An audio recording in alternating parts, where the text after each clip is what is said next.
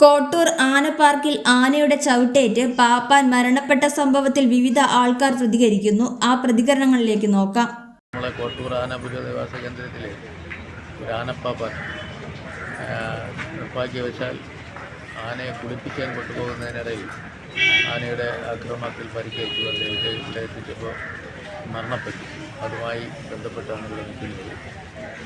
മനു എന്ന് പറയുന്ന ആനയുടെ പാപ്പാനാണ്. വിഷ്ണു വയസ്സ് 28 വയസ്സെന്നാണ് അറിയാൻ കഴിയുന്നത്. അടുക്കനായ പാപ്പാനാണ്.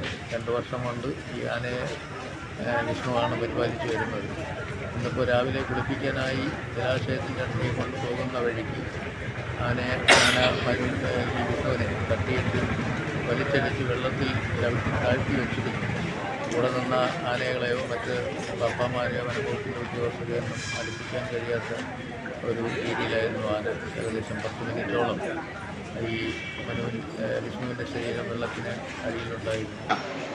ഇയാളെ തള്ളി താഴെയിടുകയും വെള്ളത്തിൽ ചവിട്ടി താഴ്ത്തി വയ്ക്കുകയും ചെയ്തതിൻ്റെ ഭാഗമായിട്ടാണ് ഇയാൾ ഈ ഒരു ദാരുണമായ അന്ത്യം സംഭവിച്ചത്.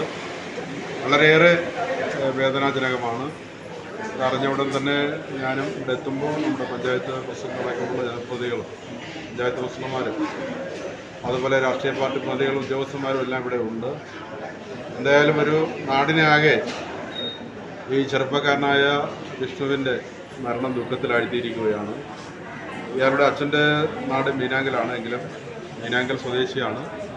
ഇവർ ഇപ്പോൾ താമസിക്കുന്നത് വെങ്ങാനൂരാണ്. അച്ഛൻ്റെ കുടുംബം വെങ്ങാനൂരും അതുപോലെ മീനാങ്കലുമായിട്ടാണ്. എന്തായാലും വളരെ ദുഃഖകരമായ ഒരു സാഹചര്യമാണ്.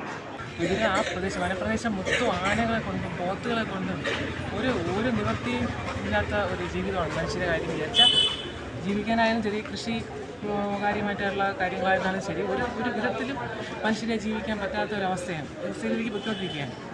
ആന എന്ന് പറയുന്നത് ഇപ്പം ഒരു വീട്ടുമുറ്റത്തെ മുഖ്യ അതിഥിയെ പോലെയാണ്. ഇപ്പം എല്ലാ ഭയങ്കരമായിട്ടുള്ള ശല്യമാണ്. ആനയെ കൊണ്ടുപോകുമ്പോൾ ഒരു നിവൃത്തിയില്ലാത്ത ഒരവസ്ഥയാണ്.